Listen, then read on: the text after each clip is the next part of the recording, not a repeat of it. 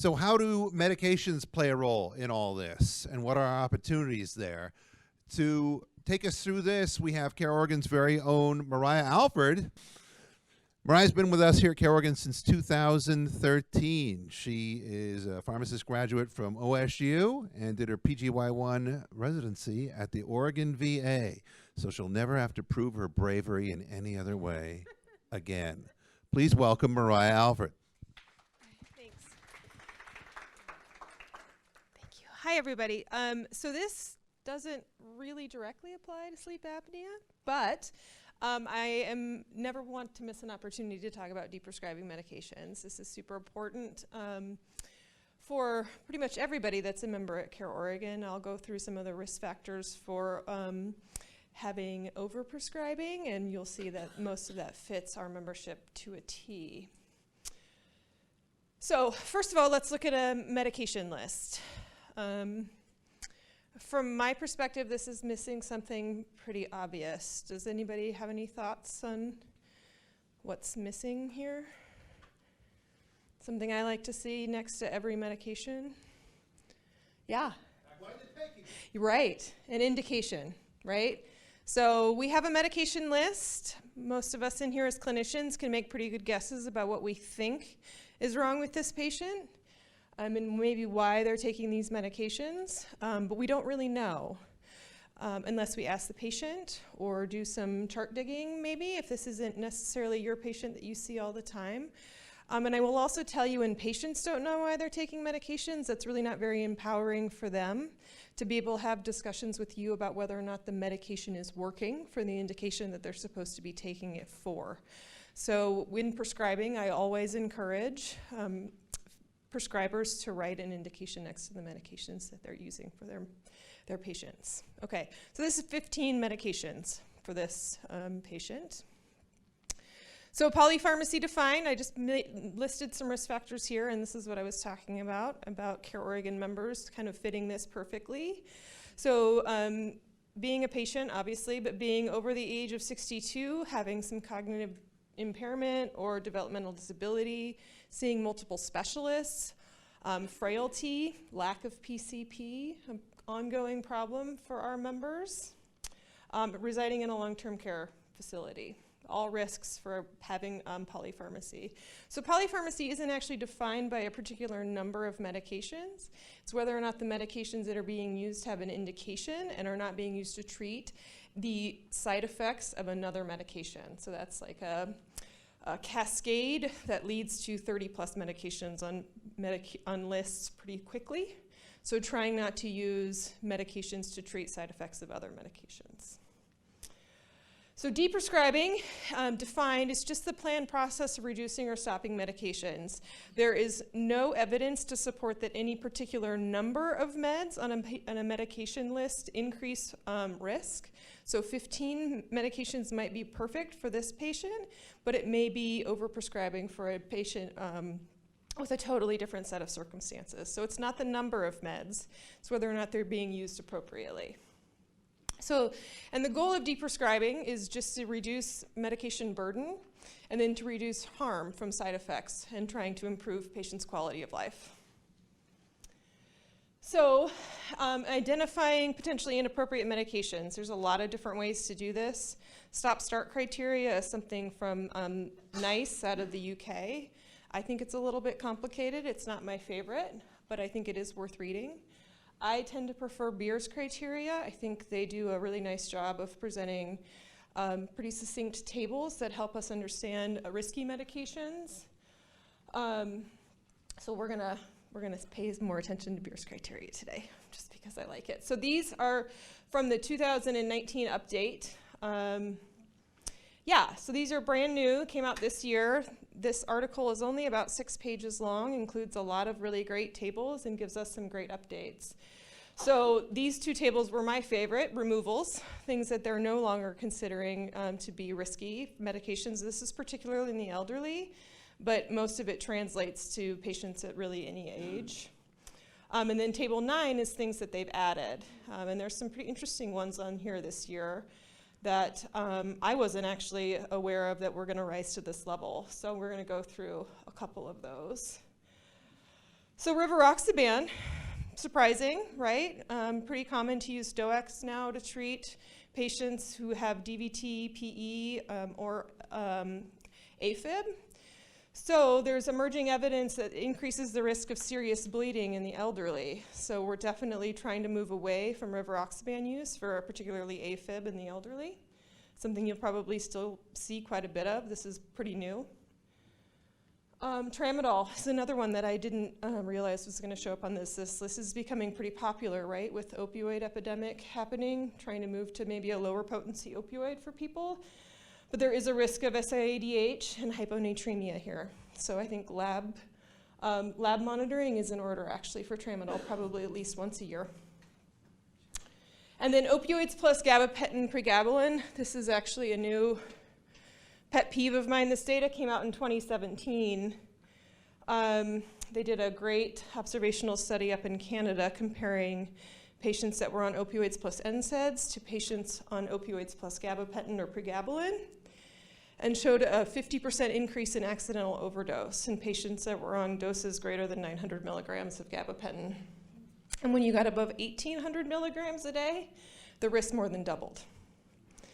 So not an innocuous combination of medications, and that was actually at any age. So this is Beer's criteria for elderly, but it applies to everyone. So really something we need to be paying attention to.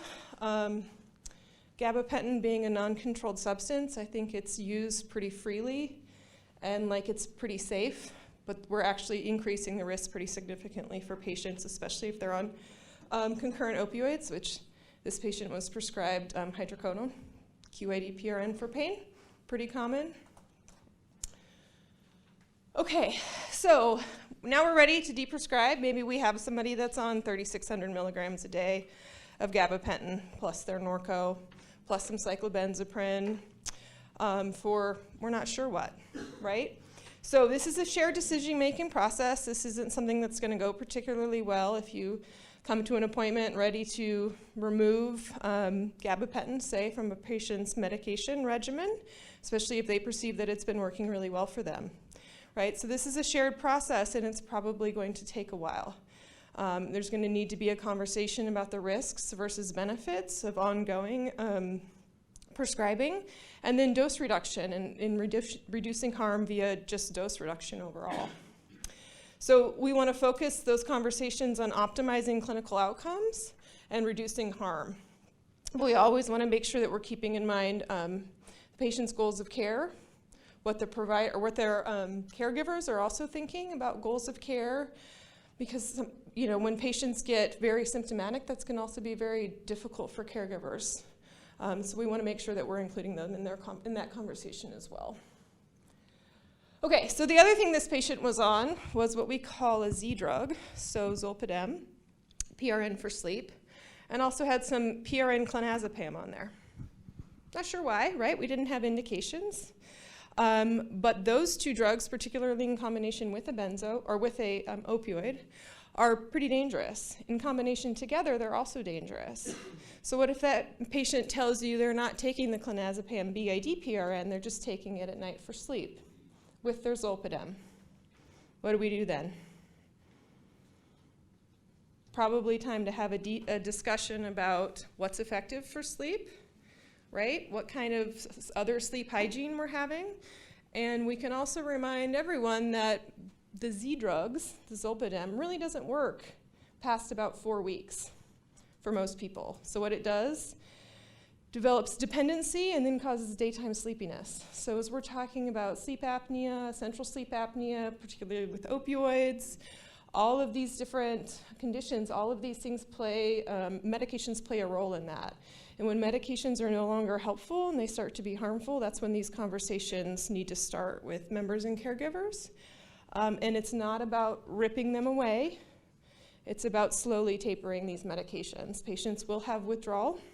Hopefully we can keep the reduction slow enough that those symptoms are pretty easy to manage. And as long as they're expected, there can be sweating and irritability, certainly a little bit of insomnia when you're trying to reduce these doses.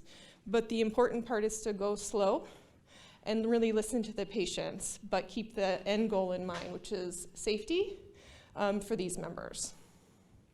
So this is from this awesome Canadian organization called Deprescribing.org. They have a ton of different resources that are free. They say use freely with credit to the authors. So I cannot thank them enough for all of the work that they did. They have proton pump inhibitor algorithms on here as well. There's all sorts of different algorithms you can use to help your patients with deprescribing, the process of deprescribing. So not only tapers for you to follow, but also some pamphlets and handouts are on their website that you can actually give to members. There's questionnaires that help them decide whether or not their Z drugs are effective. They actually studied this and saw, without intervention, actually just sending the patient a pamphlet of the risks of those drugs, with the patient 60% of the time decided to follow up on their own with their PCP, and they saw a 30% reduction in use of Z drugs with a handout and a patient-initiated conversation. So we can make a huge difference without really having to do a whole lot, just making sure that the patients are aware of the risks. So you can see some of those are Canadian names, so don't worry too much about that. But basically 25% of the dose every 2 weeks, slower if necessary if patients are having symptoms. And then talking about some of the ways that you can encourage good behavioral management of sleep. Okay, so then when do we know, how do we know when we start a new medication, right? Is it the right medication to start? So START is part of the Startstop criteria that's out of the UK. Again, a little bit harder to use, but it's a really thoughtful way to decide whether or not a medication is necessary. Once the medication is started, it's always harder to stop than to just never start at all, right? So we want to be really thoughtful. MedStopper is an awesome website as well. You can type in the name of the medication, the indication that you're using it for, and we will automatically pop out a table with where it lives in the Startstop and where it lives in the Beers criteria. So it's a nice quick tool that you can use maybe before walking into a patient's room to just get some good basic information. Let's see, and then lowest dose for the shortest time. It's always our goal for any medication that's for a non-chronic condition. That's obviously not the right thing to do with a statin, but in the sense of treating insomnia, that would be our ideal. Okay, that's all I had, guys. Give Mariah a warm round of applause, everybody. And with the time that we've got left today, let's use this time for a little Q&A. If anyone has any leftover questions they'd like to get addressed, this is a great chance to do that. And what I'll do is just roam the room with the mic. In the meantime, here are our presenters. Who's got a question to start us off today related to sleep apnea, benefits, what have you? Yeah, go ahead. Yeah, Tanya. I just had a question about for clinics who don't have a clinical pharmacist and they're interested in getting pharmacy support for a complex deprescribing. Mariah, do you have suggestions for how they might ask for assistance? Yeah, you can always call us. I think we get that call actually quite a bit when people are reassigned or have patients that are assigned to them as a new PCP that come in with 40 meds. But the misconception that the number of medications automatically makes it inappropriate is something that we work pretty hard to overcome. So what I really need is a really good solid set of chart notes and a really good first visit note so that I can help you decide where to start with deprescribing. But we are more than happy to help. Keep in mind that the Z drugs actually have, there's pretty good studies showing that they are associated with increased mortality when used for treatment of insomnia. So we may be killing our patients with those medications. Insomnia, there's good data to suggest it does not increase mortality. So we may be killing them with our treatment. Are there any patient materials that you like for managing insomnia from a non-pharmacologic standpoint? Go ahead.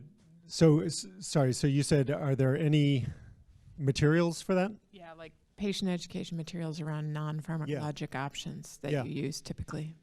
So there is There's actually an app for that, as there is for most things nowadays. I'm trying to remember what it is, the name of the app right now. It's put out by the veterans, by the VA, and it does a little bit of CBT. There are online resources for CBT therapy, cognitive behavioral therapy, which is every single national organization recommends cognitive behavioral therapy as first line for insomnia before medications. There are a number of online resources where patients, unfortunately, they have to pay to enroll in some of these, but they have studies behind them showing that they are very effective for treatment and management of insomnia. We do some of that CBT therapy in our office. We also refer out to a sleep psychologist, so I do recommend consideration of that. Usually the sleep psychologists are going to want to have those patients seen and at least consult with a sleep specialist to make sure that they're not trying to treat insomnia in the context of something else like obstructive sleep apnea or something else that could be preventing effective treatment. And I'm going to look up on my phone while we're answering other questions so I can tell you what the name of that app is, because it's free. I think it's CBT-I Coach. Yes, it is. That's exactly right. CBT-I Coach. And that's got a lot of stuff on sleep hygiene. The patients, it's got a little sleep diary attached with it. Patients can kind of work through that app. So I think that's kind of a nifty thing to introduce some of those concepts to patients as well.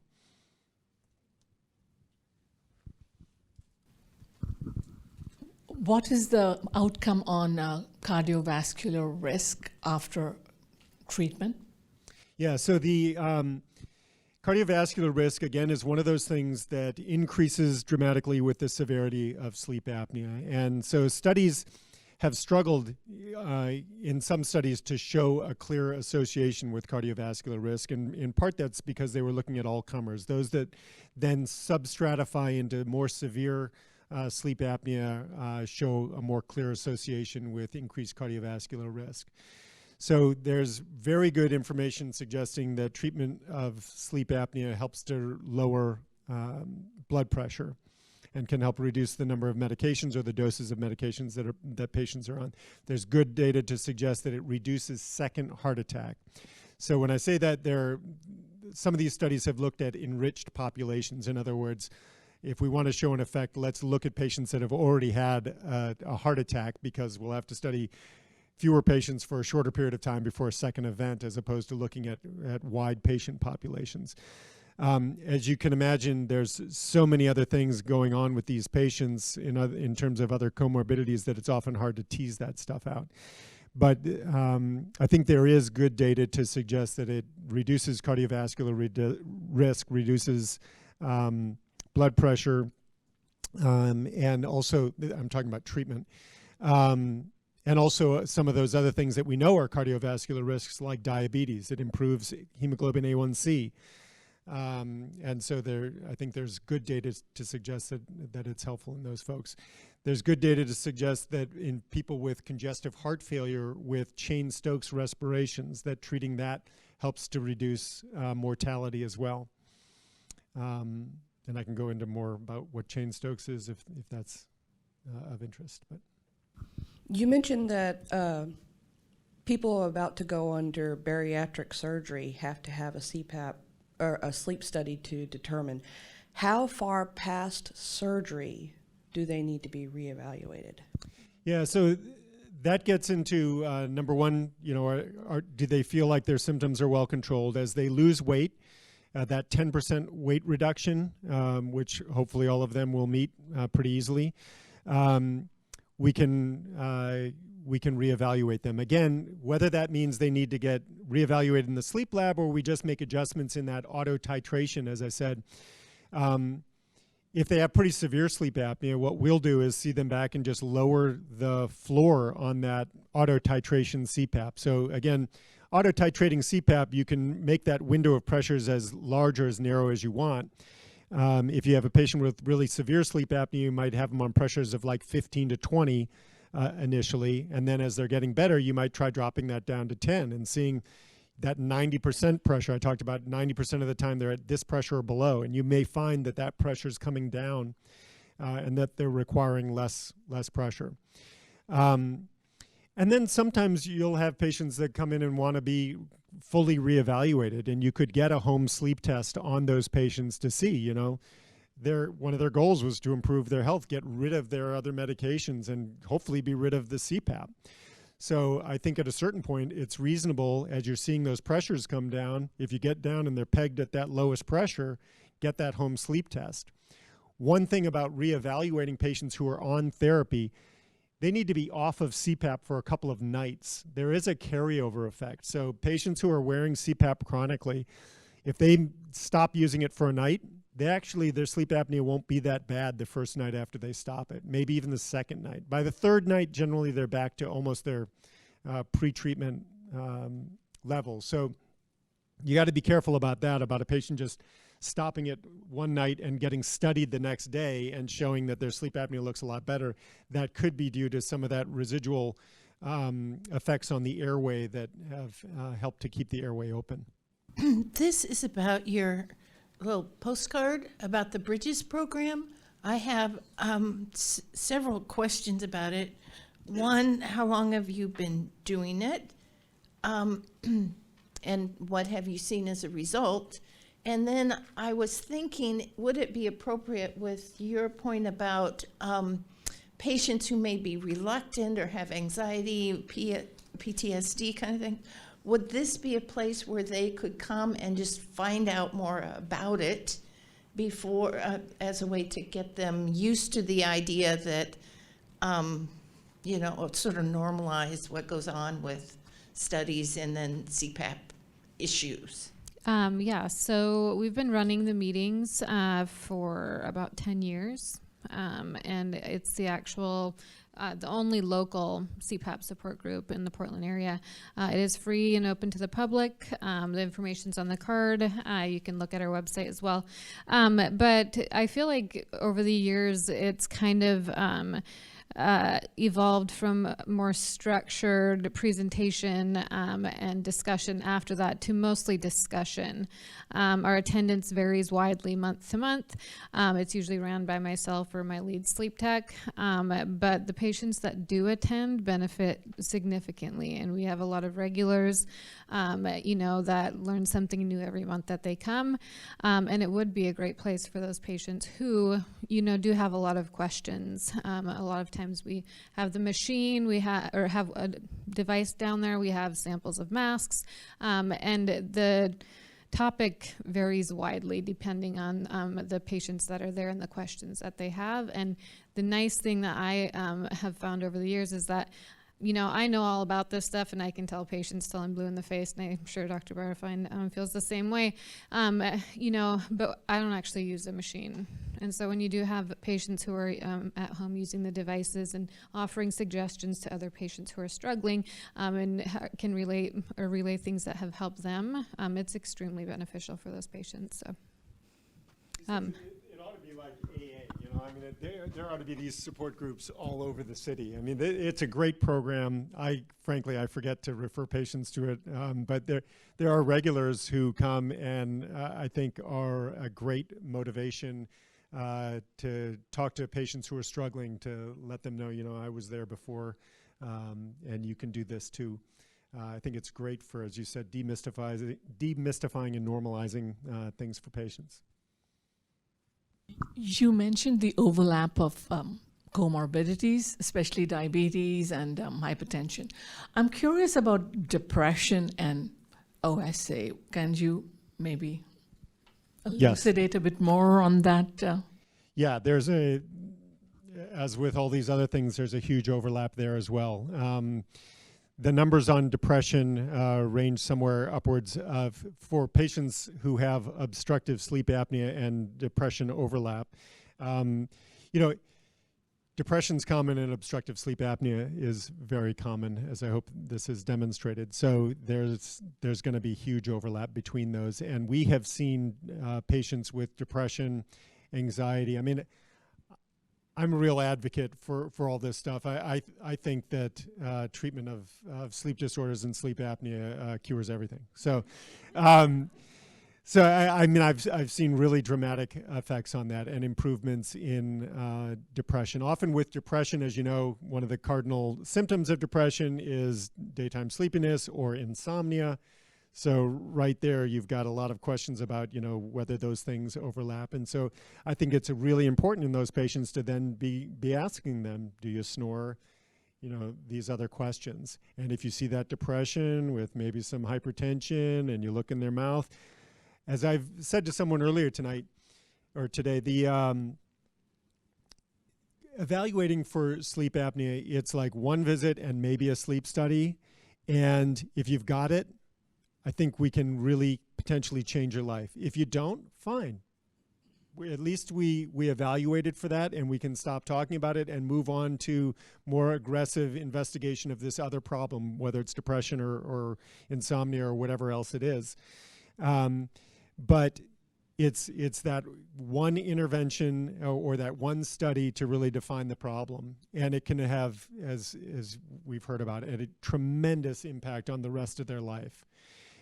So I really I hope you guys are getting a little bit excited about treating this stuff, because this is one of those things where you intervene and get people treated well with this. You've changed someone's life. You've changed all of their other comorbidities. You've given them a tremendous gift, and they're going to come back more vibrant, and you're going to give them their life back. And when you start seeing that in a couple of patients, man, it really gets you going. I mean, it's awesome. And I think, we can really together really help people and help them thrive going forward. It used to be that overnight oximetry was sort of the poor man's home sleep test. Do you use that anymore? What do you use it for? So no, I don't use that for screening for obstructive sleep apnea. If I'm getting it anyway on a patient with COPD, or the patient gets it for some other reason, one of the keys on an overnight oximetry about sleep apnea is that sawtooth pattern. So you may see their oxygen saturations drop when they sleep because of hypoventilation or COPD or ventilation perfusion mismatch, where their saturations kind of drop from their baseline while they're sleeping, go down, and looks like just sort of a smooth depression. If you're seeing that drop and then you're seeing this up and down all night long, that sawtooth is perhaps an indication that they're having obstructive sleep apnea. The problem is that a lot of patients can meet that 4% decline. If they're starting out with saturations 96, 98%, they're not dropping that far. They're having 4% desaturations because of hypopneas, but they're not meeting any criteria for desaturation or for oxygen therapy, and they will fly through that overnight oximetry without any alarms being triggered that they have sleep apnea. They can also have upper airway resistance syndrome, bad snoring, and things that are disrupting their sleep that don't show up on overnight oximetry. So overnight oximetry, if it shows the desaturations with that characteristic pattern, can be helpful, but then you still got to get that's you can't then prescribe CPAP for that. You got to get the study. And you learn a lot more from the sleep study anyway. So I do not think that overnight oximetry is an appropriate screening test. Good question. We get that a lot.